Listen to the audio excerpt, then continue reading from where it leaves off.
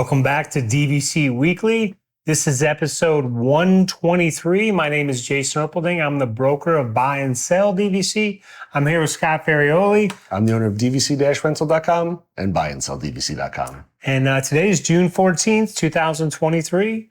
Your 11-month window's May 14th, 2023, or 2024, excuse me. And the 7-month window is January 14th, 2024. As always, you can find Buy and Sell at buyandselldvc.com and DVC-Rental at DVC-Rental.com. Remember the dash to save the cash. And we're on Instagram, Facebook, Twitter, TikTok. Be sure to hit the like button. Be sure to hit the subscribe button. And be sure to leave a comment on this video. That we would appreciate that. Today I'm going to start on the buy and sell side of things. And really, it's just, I wrote on here, I've been involved with DVC since October of 1999. And I find it funny that the two properties that I currently own, along with the third one, I'm still trying to close on my Alani property. They're, I wrote on here that they're all incorrect according to the internet experts, if you will. Oh. So, because everyone will just say, if you're looking into DVC for the first time, you'll get a lot of people that say, buy at the resort that you want to stay at. Yep. Well, if that's the only sentence, it's really, it's buy at the resort that you want to stay at if you're going to, and if you're able to, make your reservation 7 to 11 months in advance. If you only want to stay at that resort, pretty much. Right. Because if you buy, let's just say that you love the beach club and you want to stay at the beach club every time, but for whatever reason, your work schedule, your life schedule, everything, you're only going to be able to make that reservation 4 months in advance. Buying then at the beach club, it doesn't give you any advantage to make that reservation. When you're making that reservation 4 months, the fact that you own at the beach club, it just means absolutely nothing. Yeah. If it's available, you can book it. If it's not available, you can't book it. And at that point, it doesn't matter which resort you own at. And then the other thing is, people will say, don't buy different U-shares. Well, I'm about to have my third different U-share. So I have like 6. I have 6 different U-shares. So it's just, one person, you have to be in charge of your membership as regards to, what points to use for what vacation, when points need to be banked by. And that, I guess it's having multiple use shares is not for everybody, but it's definitely manageable. Yeah. And also it just comes down to, if you're looking for the right listing comes along, that what based on what you need at that time, and all of a sudden you need a listing. Well, for me, the U-share wasn't, I had to go for the listing even if the U-share was incorrect. If you sit around sometimes waiting for the perfect U-share, you may be sitting for a while. Yeah. And then vacations pass you by, and the next thing you know. I always went with the one that made the most financial sense for me. If there was one that had a U-share that was the same as mine, or one that was different, but it had, double or triple the points, I'd go on. For me personally, I went with double to triple the points every time, just because I'd rather have the extra points and possibly be able to sell them if I want, and lower the price, my initial buy-in price, versus having, the same U-share. Because, if you want to book a room and use multiple U-shares, it's not that hard of a step. You want to use the same points altogether. You literally just have to transfer your points from one contract to another. It's not very hard. It's just one extra step to do. So as long as you're somewhat savvy with DVC stuff, it's not the end of the world. And then the other thing is, like, when I buy my properties, I'm buying, like, I bought a property originally, and then eventually it got sold, and I bought another property, then it got sold, and now, the next 2 properties that I bought, I still own those properties, but I buy the properties in a way so that if I ever need to get out of them for whatever reason, then I'm able to do it. That's a factor for me going into it. I don't want to, if something happens, whatever the case may be, I need to sell it. I want to know that I can sell it and get my money back. Like for example, like right now, I want to get reservations at Vero Beach and Hilton Head, but I don't necessarily want to buy more deeds at Vero Beach and Hilton Head. I'm just trying to get my reservations there. So I will tell you that sometimes I'm in the Vero Beach group trying to tell people just to, calm down with their positive posts because I don't need to be competing more for my reservation. So I'm like, guys, come on, let's keep it on the down low here.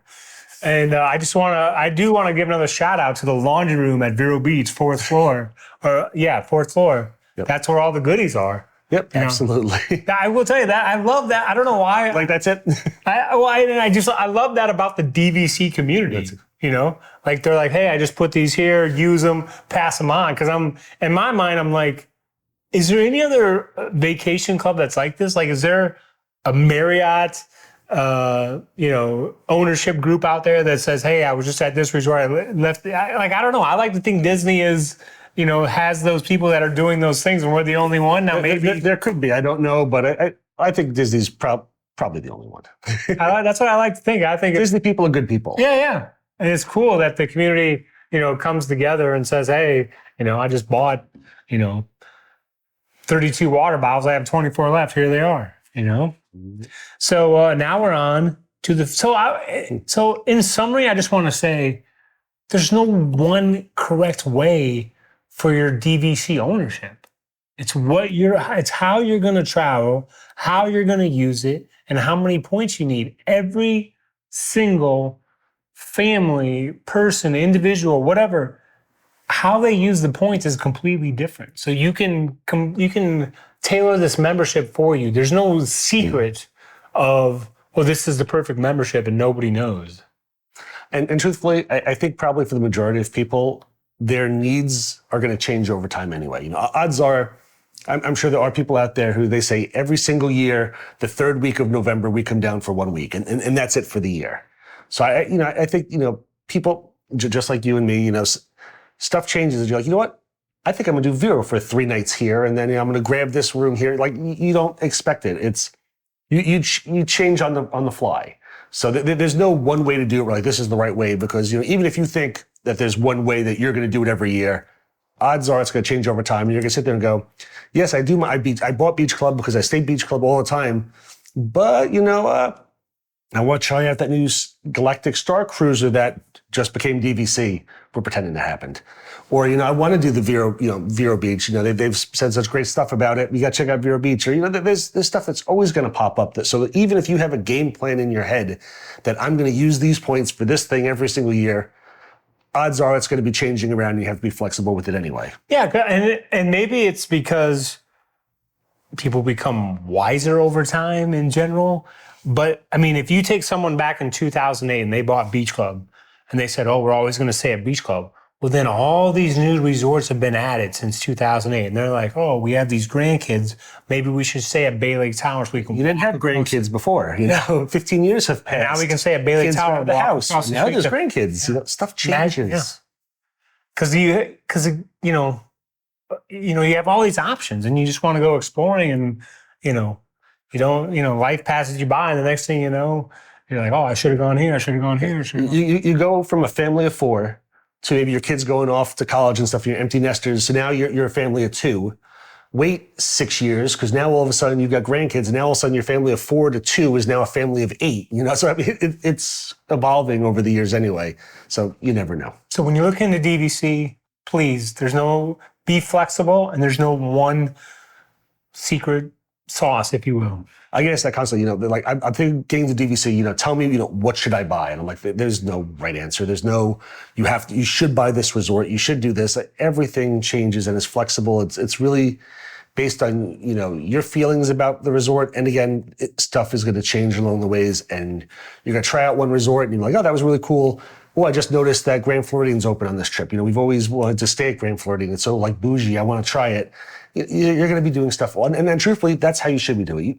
I know there's a lot of people, especially for old Key West. There's a lot of people who bought in right away and they stay old Key West all the time. In my opinion, again, it's my opinion, You don't want to do it like that. Try other things. Try all the different resorts. You'll find out maybe ones you like better. These are fancier rooms. Oh, this room's got the pull down trundle bed under the TV. We love that. Or the pool's better here. Or, oh my God, Vero Beach is amazing. Try different things. That's the best thing about DVC is the flexibility that you're not locked into room 502 every single year at this resort in St. Martin. You've got this array of stuff you could try. Try it all. Very wise words right there. And now we're on to the food review of the week. And, that's when it comes to the food review, Scott needs to try it all. He's not bad. That was the perfect segue. And I was going to say, I'm starting this off with I forced myself out of my comfort zone again, forcing myself to try it all. I was going this route and I just let in with it by accident. Went to Raglan Road. Raglan Road has the braised bee beef. Braised bee beef at Raglan Road is my absolute favorite thing. And Raglan Road is the Irish restaurant at Disney Springs where they've got the dancers and the live performers. And it's absolutely one of my, if not my favorite restaurant, one of my favorite restaurants on property. Absolutely love it. So I didn't go too far out of my comfort zone. Last time I went way out of my comfort zone. I tried that hot and spicy chicken that they had. That did not work well for me. This is as close to my comfort zone as I could be. It's the worth the wait beef sandwich. So it's like they take the braised beef and they slice it and put it on a sandwich for you. It's $26.50. It says it's 12-hour braised beef with garlic aioli, sauteed mushrooms, crispy onions, and smoked cheddar on a ciabatta bread. My son and I each got this. My son's was a lot drier than mine was. I tried it, so mine was definitely better than his. I felt it definitely could have used a little more garlic aioli with it. It was not a bad sandwich at all. I actually give it a 7.2. The problem is that while this is also about a third of the 33% cheaper than the braised beef. The braised beef is like $38 and change. And so it's the most expensive thing on the menu, which always kills me being thrifty. But while I was eating this, the whole time I was going, man, I really would just wish I was eating the braised beef instead. So I think at Raglan Road, I do love it so much. I'm sticking with braised beef going forward. I'm not getting anything else unless they take it off the menu. I'm sticking with braised beef. I'll go outside my comfort zone at other restaurants, but from now on, at Raglan Road, I have to order braised beef. I'm going that route, even though I didn't want to. So that is my review. 7.2, still very good. Try it out. It's wonderful. It's a very good sandwich. However, the braised beef it's a decent amount more expensive. I like that better. You get a big piece of meat and the vegetables, and really, really good. And now we're on to the rental side of things. So on the rental side, I think I mentioned about a month ago, Disney opened up the sale of Mickey's Not So Scary Halloween Party. It is back again this year. Last year was the first year that it came back after the hiatus with COVID and everything. Not everything, I think, has been announced just yet, but here's some of the stuff to expect from Mickey's Not So Scary. They're going to have the Hocus Pocus Villain Spectacular, where you watch three sinister sisters bewitch and bedazzle the residents of Magic Kingdom Park. Disney's Not So Spooky Spectacular, a wickedly wild fireworks display featuring Disney characters and hosted by Jack Skellington. There's going to be the Disney Junior Jam at Storybrooke Circus. That's a dance party featuring a bunch of the Disney Junior characters from the shows. You're going to have the Mickey's Boo to You Halloween Parade, which has been running, for a long time. Disney characters, iconic floats inspired by Haunted Mansion and other characters appear in the beloved parade. And just as usual, they're going to have the regular trick-or-treating, which is always a lot of fun. They set up a bunch of different stations all around the park, and you can go and trick-or-treat, and they give you lots of candy. You get a lot of candy when you do the trick-or-treating at Mickey's Not So Scary.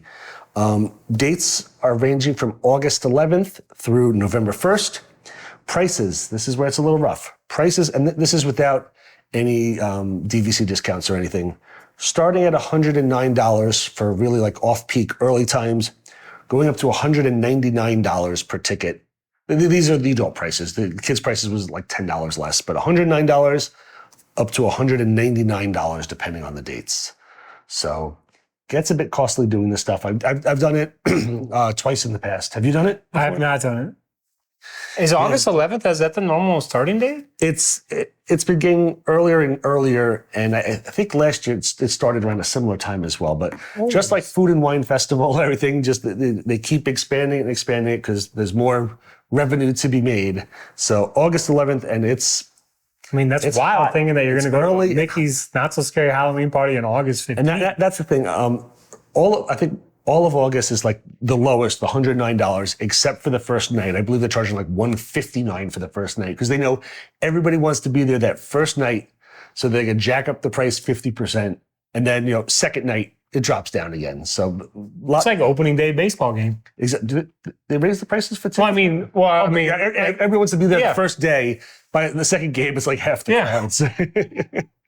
But yeah, it's. I doubt we'll do it this year. I've gone in the past. I've never really dressed up too much. I typically wear. I've gone twice. I've worn the same exact thing both times. A black pair of like basketball shorts, and I have a black Batman shirt that's got like the Batman, like the chest plate looking thing on it. It's all regular, like screen printed Batman outfit, and it's got a little cape in the back. So I figured, and it's short sleeved because it is hot. And it is really hot in August in Orlando. So, you'll see people dressed up in these elaborate outfits, and they've got to be sweating their butts off. So I go as light as possible. I don't know if I should say this, but like when my kids were little, we would go to another park for the Halloween celebrations. SeaWorld? SeaWorld.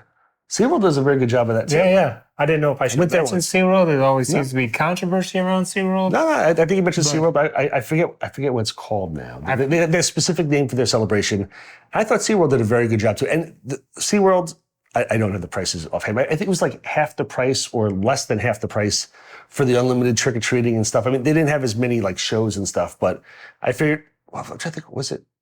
I'm not even sure if they charged extra for it. I think like we had an annual pass, and there was no fee to do it. I think you're right. I think because we had annual pass too. And I don't know if they charge now, but yeah, this was probably 6 years ago or so. We had SeaWorld annual passes, and while it was nowhere near as good as Mickey's Not So Scary, but they had a bunch of stations set up. When your kids are 5 and 7, they loved it. They got tons of stuff, and their candy was like off candy. Like they weren't giving out Hershey's products and stuff, but it was all free. It was included in the price. So it might. Again, my apologies for not knowing. We went off on a little bit of a tangent. Yeah, sorry, I didn't mean to. SeaWorld might be charging now, but I know in the past, they didn't even charge you to come to do their trick-or-treating and their like Halloween stuff. So that was a lot of fun and a less expensive option if you're looking for it. Have we even mentioned in all of our episodes, have we touched on SeaWorld at all or no? Not really, no. Okay. I haven't been to SeaWorld. I had, when we moved here about 7 years ago, we got annual passes. And I think I renewed them once. When I got them, they had, it was like, Black Friday. They had what they called Blue Friday deal. And they were, I think it was like buy one annual pass, get one free. So I was like, that's an amazing deal. I think they only charged like, $150 or like $120 a ticket, and they would buy one, get one free. So it worked out perfectly for my family of 4. But after that, they never gave you those prices again. Now they always have deals, but they're never that good of a deal. But yeah, when my kids were little, like you say, the prices were unbelievable. And then we kept renewing, and then we were passes at Aquatica right now. What's their water park called? Aquatica? It's Aquatica. We were there for 2 or 3 years, and so that was a complete tangent, the way to end the show there. We better, but anyway, Not So Scary Halloween, August 11th. It's. If we do this episode next year, and this says July 1st to November 1st, yeah, probably we're getting out of control there. Food and Wine Festival starting in March. They keep extending everything. So be sure to like the video, leave a comment, subscribe, and come back next week. Yeah, we greatly We'll see if he goes to Raglan Road again. Probably not. I will say though that we've had a bunch of people contact us recently who said they've actually they were looking to rent points, and that they found us from watching our videos. I remember one lady said that her and her husband had sat down for in the morning and watched several videos in a row. So I apologize for that you had to sit through several videos of us. But we greatly appreciate you coming to us, and please feel free to always comment, and we try to pretty much reply to everything. See you next week. Bye.